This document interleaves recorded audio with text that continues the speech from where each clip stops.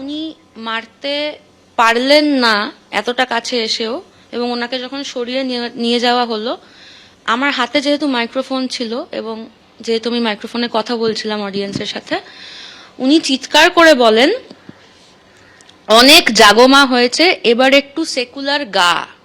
তুই তোকারি, গানও নয়, আপনি টাপনির কোনো ব্যাপার নেই, অনেক জাগমা হয়েছে, এবার একটু সেকুলার গা। এটা উনি লাস্ট কথা বলেন, এবং সেটাও আমি অডিয়েন্সকে মাইক্রোফোনে জানাই যে এটা উনি বললেন। এবং তারপর আমি খুবই শান্তভাবে বলি যে যা হলো আপনাদের চোখের সামনেই হলো, এরপর তো আমার পক্ষে অনুষ্ঠান করা সম্ভব না, তাই আমি চলে যাচ্ছি, নেমে যাচ্ছি স্টেজ থেকে। এবং তারপরে আমি ওখানে ভগবানপুর পুলিশ স্টেশনে আমি যাই এবং আমি একটা জেনারেল ডায়েরি করি। একটা বিষয় জানা, সেটা হচ্ছে যে এই যখন উনি এই কথা বলছেন অনেক জাগমা হয়েছে একটু সেকুলার গা, তারপর যখন সরিয়ে নিয়ে যাওয়া হচ্ছে উনি কি তখন আর কিছু হুমকি, মারার হুমকি এগুলো দিয়েছেন, না মারতে উদ্যত হয়েছেন এবং এইটুকুই বলেছেন, বা কতটা মনে আছে? ভদ্রলোকের নাম মেহবুব মল্লিক। আমি কালকে যে স্কুলটায় গেছিলাম, সাউথ পয়েন্ট পাবলিক স্কুল, তার আমি আমি তো অত জানি না, আমি অনুষ্ঠান করতে গেছিলাম, এই ঘটনা ঘটেছে বলে আমাকে জানতে হয়েছে পরে। সেই স্কুলের বোধহয় 2জন বা 3জন ওনার আছেন, তার মধ্যে একজন উনি। এবারে আমরা যাওয়ার পর থেকেই নানান রকম সমস্যার কথা শুনতে পাচ্ছিলাম, বাট সেগুলোর মধ্যে আমি ঢুকতে চাই না, কারণ এটা আমার কনসার্ন নয়। এবারে আমার সাথে যখন এই ঘটনাটা ঘটে তখন স্কুলের লোকেরাই ওনাকে নিয়ে যান, এবং স্কুলের লোকেরা ওনার ওপর এত চিৎকার করতে শুরু করেন এবং ওনাকে বোধহয় ক্যাম্পাস থেকে তারপর বার করে দেওয়া হয়, যে উনি তারপরে আর খুব একটা কিছু বলার সুযোগ পেয়েছেন বলে আমি জানি না, এবং আমি তো নেমে এসেছিলাম, সো আমি সত্যিই জানি না। 11 বছর ধরে আপনি বলছিলেন যে স্টেজ শো করছেন, এই রকম অভিজ্ঞতা আমি দুটোই বলবো, এরকম স্টেজে উঠে মারমুখী ব্যক্তিকে দেখা, ওয়ান অফ দ্য অর্গানাইজার, এবং দ্বিতীয়ত এইভাবে গান ঠিক করে দেওয়া, কোন গান গাওয়া যাবে কোন গান গাওয়া যাবে না, এরকম অভিজ্ঞতা 11 বছর হয়েছে? না, নানান রকম অভিজ্ঞতা হয়েছে, এটা নতুন। প্রত্যেকবারই যেরকম নতুন কিছু একটা হয়, এটা সম্পূর্ণ নতুন। এটা আমার অনেক কিছু হয়েছে, অনেক রকম হয়েছে, এটা একেবারেই একটা সম্পূর্ণ নতুন ব্যাপার আর কি। একটু কি চিন্তা, টেনশন এগুলো কাজ করছে? কারণ যেহেতু এই ধরনের ঘটনা আগে কখনো ঘটেনি, কারণ আমরা জানি শিল্পীরা আমন্ত্রণ পাবেন, তারা তার কাজ করবেন, অবশ্যই একটা পারিশ্রমিকের বিষয় থাকবে, তারা ফিরে আসবেন। এই অপ্রীতিকর ঘটনা কি একটা ভবিষ্যতের জন্য একটা আতঙ্ক তৈরি করছে? দেখুন, এই বছর পুজোয় আমার গান রিলিজ করেছে, এবং এটা আমার জাগমা আমার অন্যতম প্রিয় প্রিয় একটা গান, প্রণয়ের সুর করা, রিতমের লেখা। এবার এই গানটা আমি গাইবো না, এটা তো হতে পারে না। আমার আবার 26 তারিখ আরামবাগে অনুষ্ঠান আছে, আমি আবার আমার 7 নম্বর গানটা জাগমাই গাইব। এবার আমি তো নিশ্চয়ই চাই না যে 26 তারিখ আবার আমাকে মঞ্চে কেউ মারতে উঠুক গানটা গাওয়ার পর। তো সেই জায়গায় তো একটা আশঙ্কার জায়গা রয়েই গেছে, কারণ আমি তো কাজ করতে গেছি, গান গাইতে গেছি, আমি কি মার খেতে গেছি? অভিযুক্তর তরফে একটা কথা বলা হয়েছে, আমাদের প্রতিনিধি যোগাযোগ করছিলেন যে বাড়তি টাকা চাওয়া হয়েছিল আপনাদের পক্ষ থেকে দেরি করে এসেও, এবং সেই রাগে হয়তো আপনি অভিযোগ দায়ের করে এসেছেন ভগবানপুর থানায়। আচ্ছা, প্রথমত আমরা টাকা পেয়ে যাওয়ার পরেই জেনারেলি আমরা যে কোনো শিল্পী বাড়ি থেকে বেরোন পুরো পেমেন্ট হয়ে যাওয়ার পরে, আমরাও তাই করেছি। আমাদের কালকে সকালে পুরো পেমেন্ট হয়েছে, তারপরে আমরা বেরিয়েছি। তো আমাদের টাকা পয়সা নিয়ে যদি ওনারা কিছু বলে থাকেন, সেটা আমার এইটুকুই উত্তর, যে আমি আমার পেমেন্ট মানে বাড়ি থেকে বেরোনোর আগেই পেয়ে গেছিলাম। তো এর থেকে বেশি আমি কি বলতে পারি? এই অভিযুক্ত মেহবুব মল্লিক কিছুক্ষণ আগে গ্রেফতার হয়েছেন। আমি শুনলাম যে উনি গ্রেফতার হয়েছেন। আমাদের পুলিশের প্রতি আমার সম্পূর্ণ আস্থা আছে, এবং আমি চাই যে এটা শুধু গ্রেফতার হওয়াতেই যেন থেমে না যায়। কারণ আমি খুব ছোট একজন শিল্পী, তাও তো আমাকে দুটো মানুষ চেনেন, এবং আমি সন্ধে 7টার সময় আমি অনুষ্ঠান করছিলাম। আমার মতো আরও এরকম বাংলায় অনেক শিল্পী আছেন, মহিলা শিল্পী, যাদের হয়তো আমার থেকে একটু কম মানুষ চেনেন। এরকম কত মহিলা শিল্পী আছে যারা 11টার পর স্টেজে ওঠেন বা 10টার পর স্টেজে ওঠেন। আমার সাথে যদি 7:45 এটা হতে পারে, তাহলে যাদেরকে মানুষ একটু কম চেনেন বা যারা আরেকটু মফস্বলের দিকে যাচ্ছেন বা আরেকটু রাতের দিকে স্টেজে উঠছেন, তাদের সাথে কি হতে পারে বা হয় সেটা বোধহয় সহজেই অনুমেয়। তো সেটা তো আমি চাইবো না। আজকে আমাকে দেখে যে যদি একটা মেয়ে বাচ্চাও, এবং এটা কিন্তু ছেলে মেয়ের ব্যাপার না, মানে আমার জায়গায় যদি কোনো ছেলে শিল্পীও থাকতো বা যিনি মারলেন তিনি যদি ছেলে না হয়ে মেয়ে হতেন, তাহলেও কি এটা জাস্টিফাইড?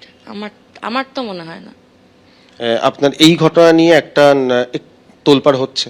সকালবেলাই বিজেপির তরফ থেকে একটি প্রেস কনফারেন্স করা হয়েছে, সেখানে কেন এই ঘটনা ঘটলো এবং বিভিন্ন প্রসঙ্গ তোলা হয়েছে, সেটা নিয়ে কোনো মন্তব্য?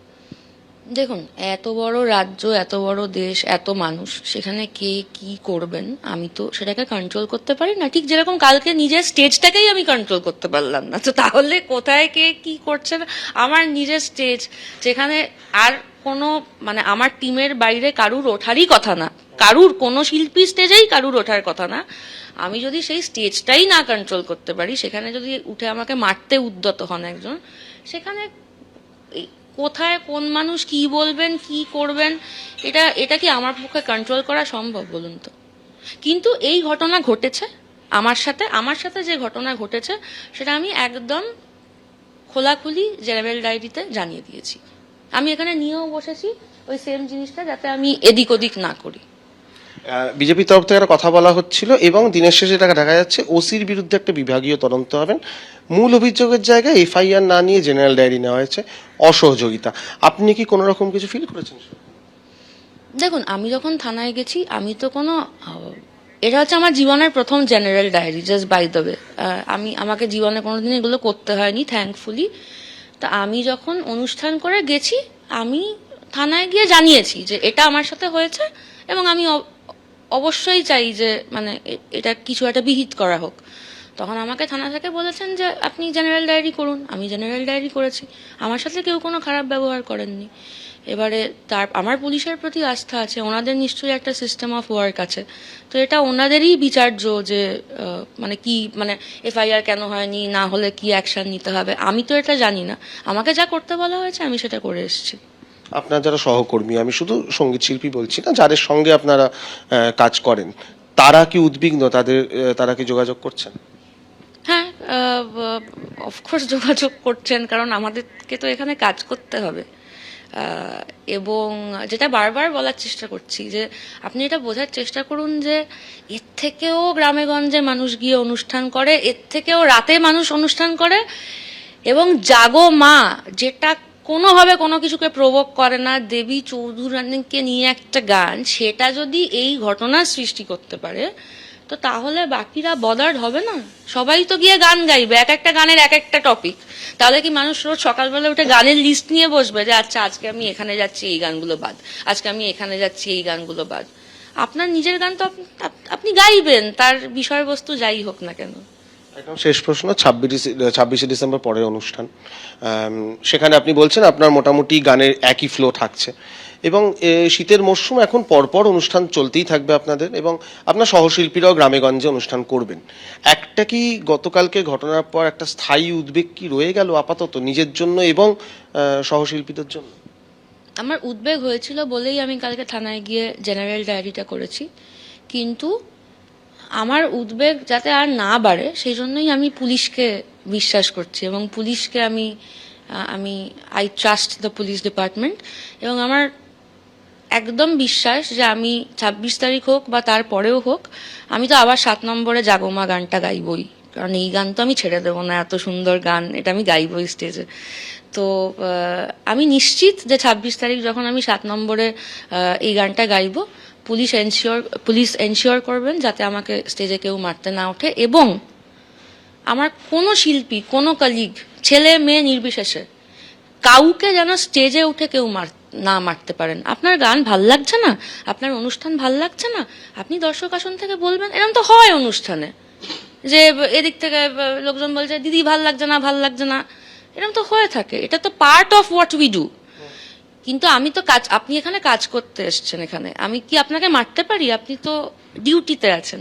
তো আমি তো, গানটা তো আমার কাজ, আমি তো কাজে গেছিলাম। কাজে গিয়ে কি কেউ মার খেতে পারে একটা ভদ্র সমাজে? এটা হয় নাকি কখনো? সম্ভব না। কিন্তু আমি 26 তারিখ যখন শোতে যাব, আমি কোনো দুশ্চিন্তা না নিয়েই যাব, কারণ আমি শিওর আমাকে পুলিশ সেই প্রোটেকশনটা দেবে, যাতে আমি 26 তারিখ গানটা গাওয়ার পরেও মার না খেয়ে বাড়ি ফিরতে পারি। নজিরবিহীন ঘটনায় অবশ্যই উদ্বিগ্ন লগ্নজিতা, কিন্তু তার সঙ্গে তিনি কিছুটা চিন্তিত এবং নিজের এবং সহশিল্পীদের জন্য চিন্তিত।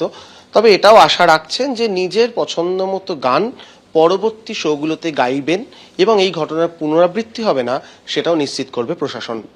ক্যামেরায় প্রবীর সামন্তর সঙ্গে অরিজিৎ ভট্টাচার্য, এবিপি আনন্দ, কলকাতা। এবিপি আনন্দ, এগিয়ে থাকে, এগিয়ে রাখে।